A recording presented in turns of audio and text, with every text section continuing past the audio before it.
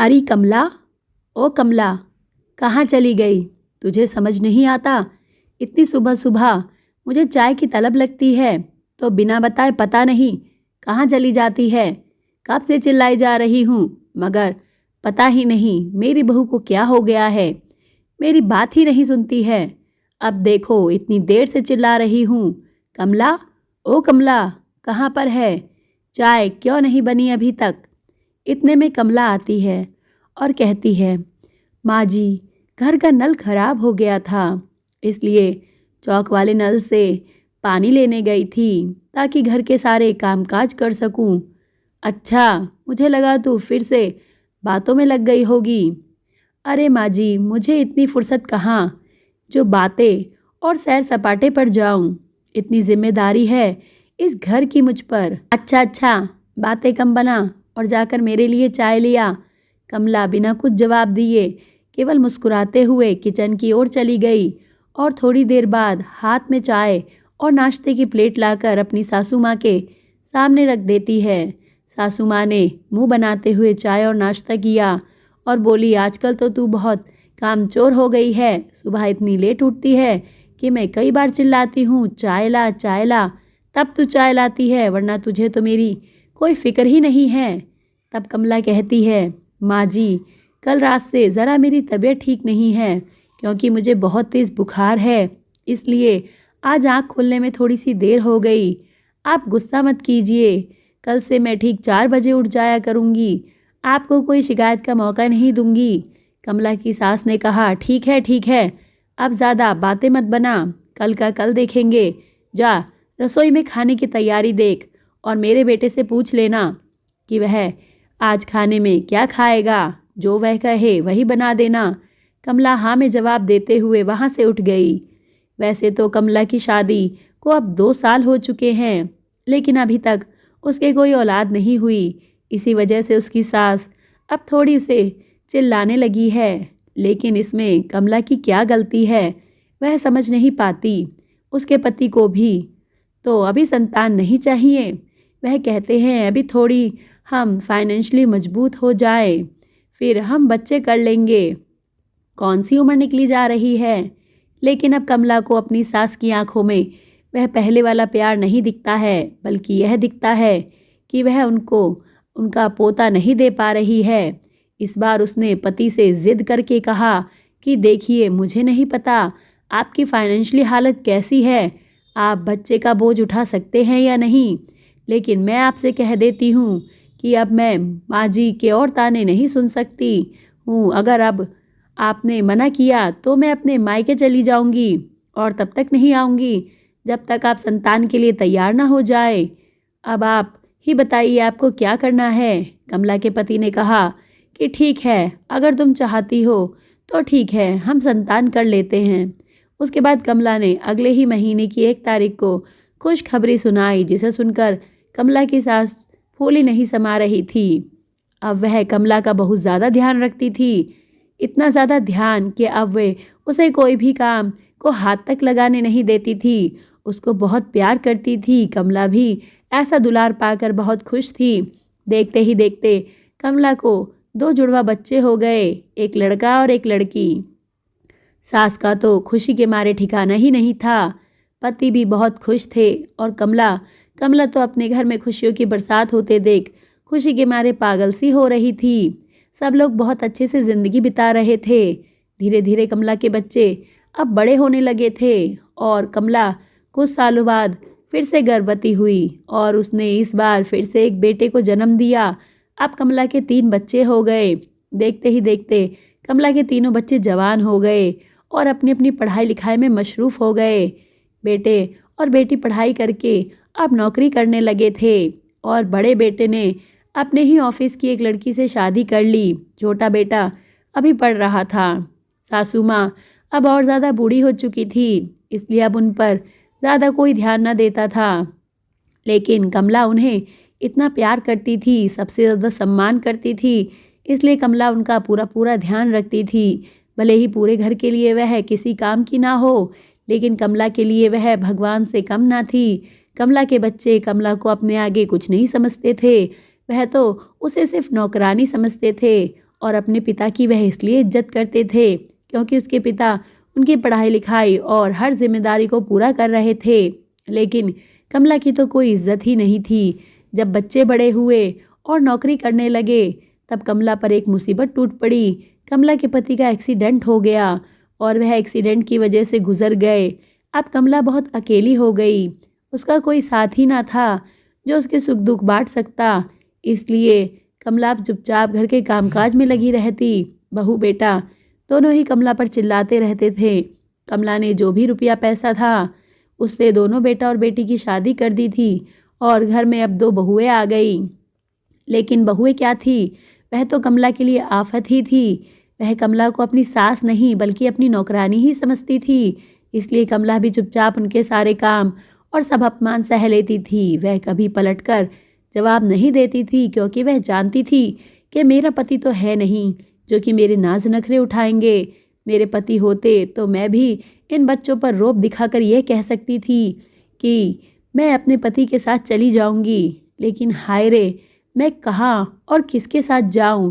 इसलिए कमला चुपचाप अपने बच्चों के सब गम और दुख सहती थी। बहू के सब नखरे उठाती थी, गाली गलौज सहती थी। यहाँ तक कि कई बार तो ऐसा हुआ कि कमला की बहू ने उस पर हाथ तक उठा दिया। लेकिन वह बेचारी चुपचाप जहर का घूंट पीकर बस अकेले में जाकर आंसू बहाकर चुप हो जाती थी क्योंकि वह जानती थी कि उसका साथ देने वाला तो बहुत पहले ही जा चुका है। अब तो केवल उसका जो जीवन बचा है वह सिर्फ नीरस भरा है और कैसे भी जिया जाए तब तक जीना ही पड़ेगा जब तक विधाता ने लिखा है। इसलिए कमला लगातार काम धाम में ही लगी रहती थी। कमला खुशी खुशी सब काम कर लेती थी क्योंकि वह घर में कोई कलेश करना नहीं चाहती थी। देखते ही देखते कमला की बेटी की भी शादी हो गई और वह माँ को छोड़कर अपने ससुराल की हो गई। कुछ दिनों बाद ही कमला की सास स्वर्ग सिधार गई। कमला अपनी सास के दुनिया छोड़ जाने पर बहुत दुखी थी क्योंकि वही उसकी जीवन भर की साथी सहेली थी जिसे हर अच्छे बुरे वक्त में उसके साथ दिया था और जो उसको हर समय अच्छी सीख देती थी और हर समय हर परेशानी से लड़ने की सलाह देती थी। इसलिए कमला की तो जैसे अपनी सास के गुजर जाने पर ज़िंदगी ही ख़त्म हो गई थी। वह बहुत दुखी रहती थी। कमला को तो ऐसा लगता जैसे उसकी माँ ही उसको छोड़कर चली गई हो। इसी दुख में कमला थोड़ी बीमार सी रहने लगी। पति तो पहले ही नहीं थे, अब सास भी चली गई। अब तो दोनों बहुएं उसे नौकरानी के अलावा कुछ समझने को तैयार ही नहीं थी। कमला क्या करे, उसकी कुछ समझ नहीं आता था। वह चुपचाप दिन भर का सारा काम धाम कर लेती थी तो भी दोनों बहुएं उसे रात दिन ताना मारा करती थी, एक एक रोटी के लिए परेशान करती। एक दिन पड़ोस में कमला के बहन का लड़का विजय और उसकी बीवी रहने आए। उसको कंपनी की तरफ से घर और गाड़ी मिली थी। जब वे एक बार कमला से मिलने आए तो उन्होंने देखा कि कमला के बच्चे कमला के साथ कैसा व्यवहार करते हैं, मगर उन दोनों ने उनके घरेलू मामले में कुछ नहीं बोला। कुछ दिनों में ही विजय और उसकी बीवी सोनी के प्रति कमला का विशेष प्रेम हो गया था क्योंकि वह लोग उसे बहुत सम्मान देते थे, उसे नौकरानी नहीं समझते थे। कोई भी काम होता तो वे उससे पूछकर करते थे और उसको बहुत ही इज्जत और सम्मान देते थे। जिस सम्मान को वह अपने बच्चों से पाना चाहती थी वह सम्मान उसको विजय और सोनी से मिलता था। कमला कपड़ों पर कढ़ाई के काम में माहिर थी। उसके जैसे कढ़ाई का काम करना सबके बस की बात नहीं थी और घर बैठे बैठे भी उसके पास इतना काम आता था कि वह अपने गुजर बसर के लिए बहुत अच्छे से धन कमा लेती थी। लेकिन वह यह पैसा किसी को बताती नहीं थी, छुपा के रखती थी ताकि वह अपने जाने के समय अपने बच्चों को कुछ देकर जा सके। इसलिए कमला अपनी मेहनत की कमाई को जोड़कर एक जगह इकट्ठा करके रखती थी। कमला ने सोनी को भी अपनी कढ़ाई करी हुई साड़ी दी जो कि बहुत ज़्यादा ही सुंदर थी, जिसे पहनकर सोनी अपने मायके विजय के साथ गई। अचानक ही एक दिन कमला के बेटे और बहुओं ने कमला को घर से निकाल दिया। कमला के घर के बाहर बैठी रो रही थी। तभी उसकी बहन का लड़का विजय वहाँ आ गया। उसकी बीवी सोनी भी साथ में थी। तब सोनी ने कमला से पूछा, माँ जी आप क्यों रो रहे हो? हम लोग तो आपसे ही मिलने आ रहे थे। कमला ने बताया कि मेरे बेटा बहू ने मुझे घर से निकाल दिया और अब उनको मेरी 2 वक्त की रोटी भी भारी पड़ रही है। मैं क्या करूं? मैं कहाँ जाऊं? मेरा तो कोई भी नहीं है। तुम्हारे मौसा जी के जाने के बाद इस दुनिया में मेरा और कोई भी नहीं है। सोचती थी कि बच्चे बड़े होंगे तो मेरा सहारा बनेंगे, लेकिन बच्चों ने तो मुझे ही बेसहारा कर दिया। तब विजय और उसकी बीबी कमला को अपने घर ले गए और अपने घर ले जाकर बोले कि माँ जी आप हमारे घर पर रहिए, यह आपका ही घर है और आपको यहाँ से जाने की कोई ज़रूरत नहीं है। मैं आपको हमेशा अपने साथ अपनी माँ की तरह रखूँगा। मेरी माँ के जाने के बाद आपने ही मुझे माँ का प्यार दिया है। आप इतनी अच्छी हैं कि मैं आपकी सेवा जितनी भी करूँ उतनी कम है। कमला ने बहुत मना किया कि नहीं, मैं किसी वृद्ध आश्रम में चली जाऊँगी, तुम लोग मेरे पीछे परेशान मत हो। लेकिन सोनी नहीं मानी। उसने बोला, मुझे पता है बिना सास के घर में कैसा लगता है। अब आप मेरी सास ही तो हैं और आप पूरी ज़िंदगी मेरे साथ ही रहोगी। कमला ने बोला कि ठीक है, मगर मैं काम कर कर जो भी पैसा कमाऊंगी वह मैं इस घर में दिया करूंगी, उसे तुम लेने से मना मत करना। सोनी ने बोला, हाँ ठीक है, दे देना, मैं आपके पैसा मना नहीं करूंगी, बस आप खुश रहो और मैं कुछ नहीं चाहती हूँ। कमला और सोनी दोनों सास बहू बहुत खुश थे। उन्हें देख देख कर कमला के असली बेटा और बहू बहुत ही जलते थे और कहते थे, हाँ देखते हैं उस बुढ़िया को कितने दिन अपने घर में रखेगी, बहुत परोपकार जागा है ना, पता चल जाएगा 4 दिन में ही इस बुढ़िया के रंग ढंग, तब देखना तुम लोग भी ऐसे ही इस बुढ़िया को घर से निकाल दोगे। सोनी ने कहा, ऐसा कभी नहीं होगा, यह हमारी माँ है और एक दिन तुम इस बात के लिए बहुत पछताओगे। कमला कढ़ाई करती थी। सोनी के पापा की कपड़ों की फैक्ट्री थी जिस पर कढ़ाई का काम होता था होती थी और ऐसी कारीगरी कमला बहुत अच्छे से जानती थी।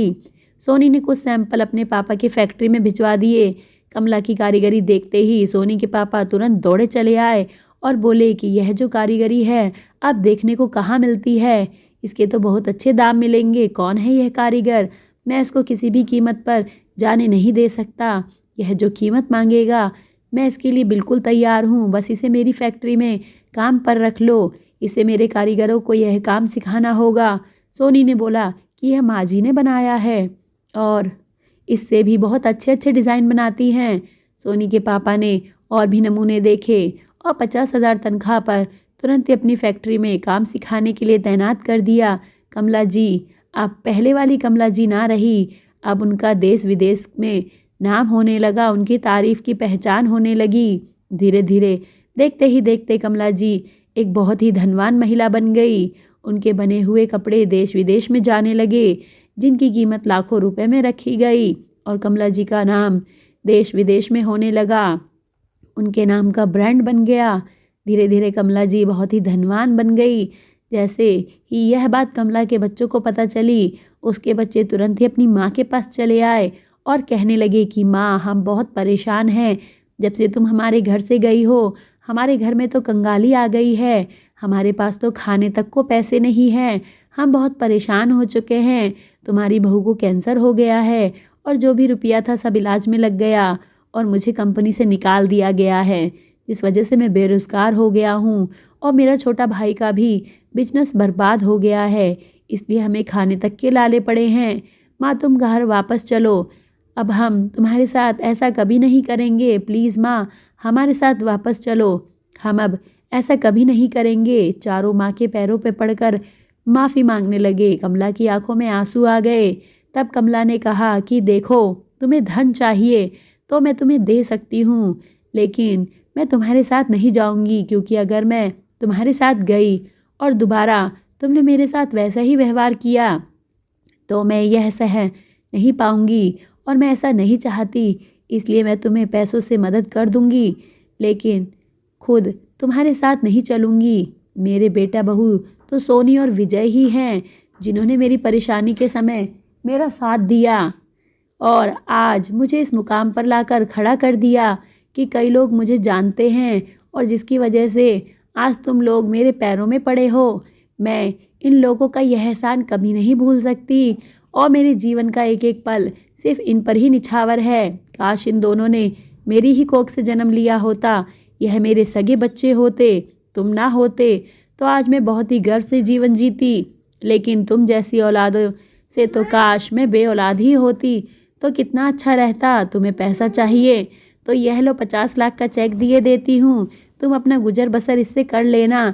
कम पड़े तो मुझे दोबारा बता देना, मैं और भी दे दूँगी, लेकिन मुझे इससे ज़्यादा उम्मीद मत रखना और आज के बाद अपनी शक्ल मत दिखाना। अगर तुम्हें पैसे की ज़रूरत भी पड़े तो बाहर जो वॉचमैन खड़ा है उससे कह देना, मैं तुम्हें उसी के हाथों पैसे भिजवा दूँगी। लेकिन आज के बाद मेरे घर के अंदर कदम मत रखना, क्योंकि तुम जैसे कुपोतों से तो बेऔलाद ही अच्छा है। दोस्तों, कहानी अच्छी लगी हो तो प्लीज़ चैनल को सब्सक्राइब करें, वीडियो को लाइक करें। धन्यवाद। मिलते हैं अगली कहानी में।